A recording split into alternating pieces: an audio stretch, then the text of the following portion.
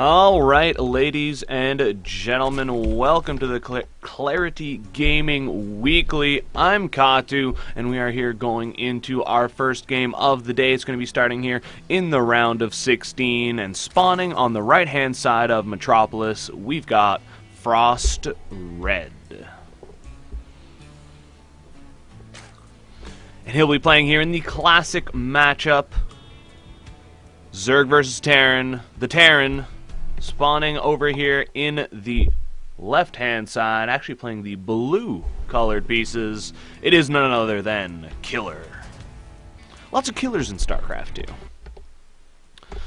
So interested, of course, here to see how this game is going to go. That is full cross position, so that's going to make it a little bit tricky here for frostReD to actually scout anything whatsoever.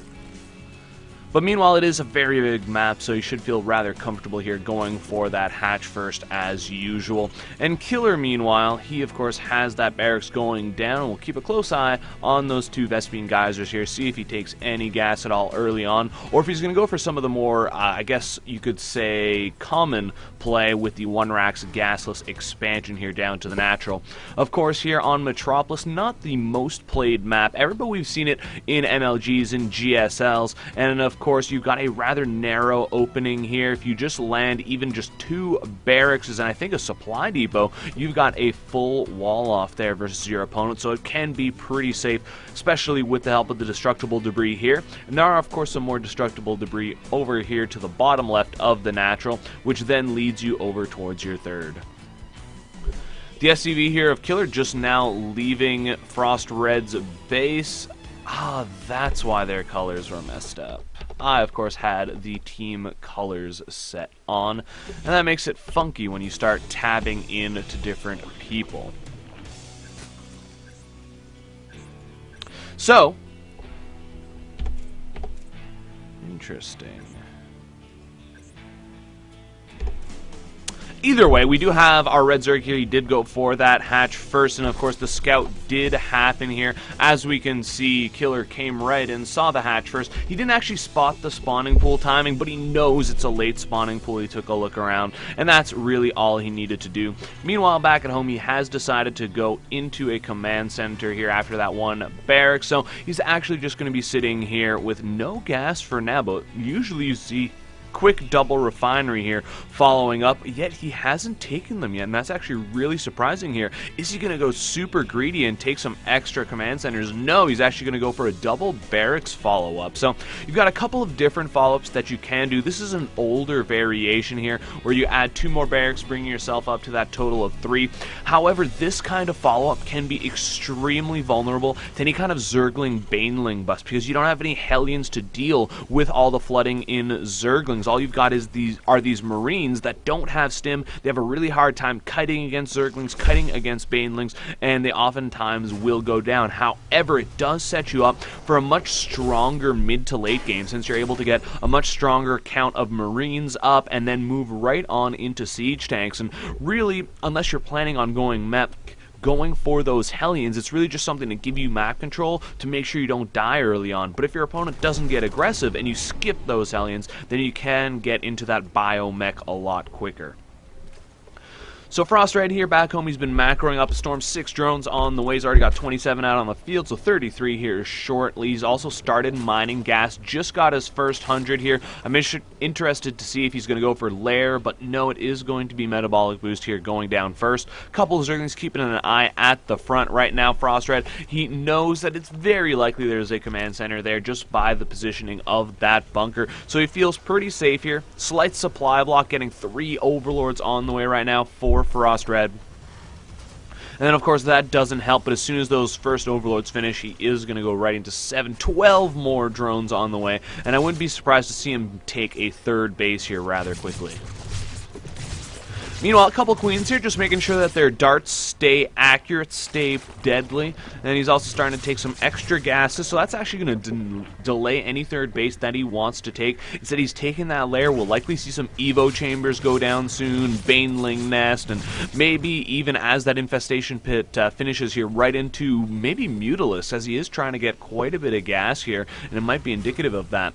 there they are, the 2 evolution chambers going down there, so he's going to be able to start some upgrades. Meanwhile, back at home, we see right into some siege tank play here for Killer, so he's just completely skipping that Hellion phase. It's going to mean he's going to have a lot more siege tanks here than a Terran usually would have in the mid game, and meanwhile getting that stim upgrade and getting some reactors for these barracks. So really just going pure marine siege tank here, and that's actually going to pay off frostReD simply because he went for this tech quickly. We see he's getting that baneling nest up, he's getting his +1/+1, so by the time that this attack comes here, +1/+1 is probably going to be about finishing. The speed on the baneling nest should be pretty close to done as well, and with this creep spread here that the Hellions have not stopped, it's going to be really difficult for Killer to actually push forward with Marines and siege tanks into that.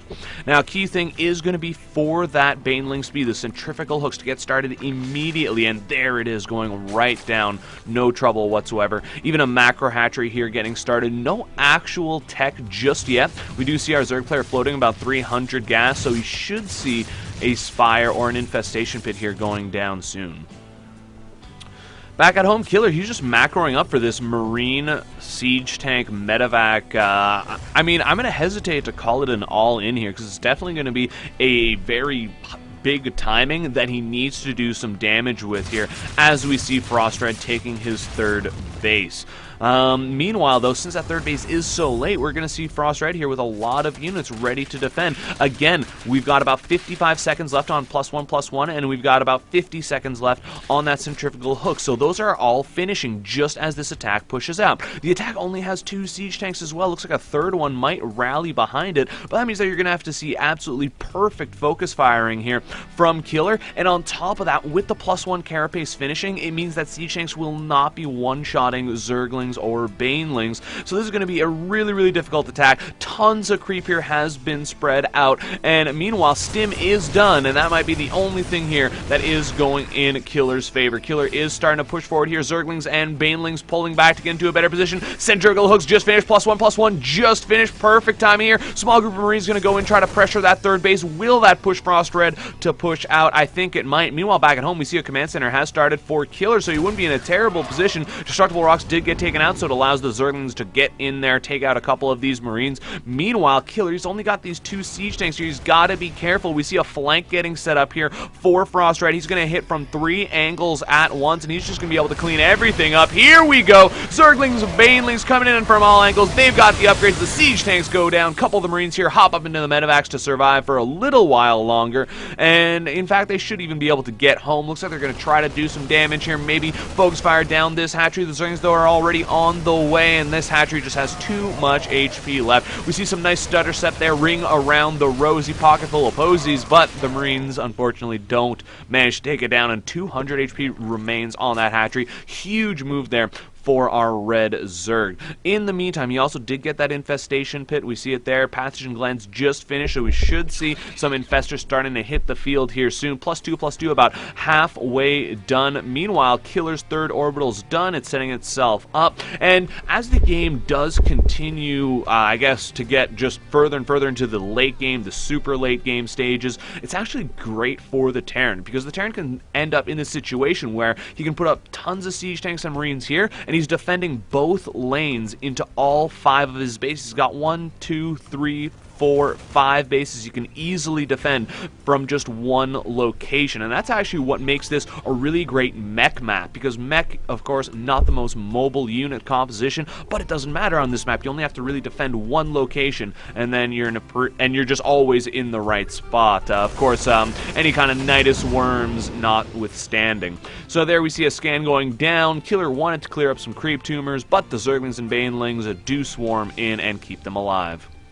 Bit of a drop coming in here towards 3rd base. The Spinecrawler did finish, though. The Zerglings and Banelings are completely out of position. Can these Marines perhaps focus fire down this hatchery? It's down to just 120 HP. Down goes the Fungal. The hatchery down to 54 HP, but it will survive for now. frostReD definitely should be thinking about throwing some transfuses down on that bad boy. And not only that, but taking extra bases. He's got about 1,500 minerals there in the bank. His macro slipping a bit. He is getting a quick hive, though. 2-2 is done. Meanwhile, his opponent, I think, only has, there it is, the 2-2 just starting there, so he's only got 1-1 versus opponent's 2-2. Tough position to be in, and 3-3 will start way before his own 3-3 will start. Of course, assuming that the 3-3 does start after the hive is done here for frostReD. But here we go. We got a bunch of siege tanks and marines. They are not sieged up, though. The banelings coming in here. Will they get controlled properly into the marines? They're trying to squeak their way through. The marines here are actually splitting quite nicely, but there's just not enough siege tanks, and the zerglings and infestors are just cleaning everything up. The wall up does go up. The supply depot's there protecting the last couple of siege tanks, but some infested terrans there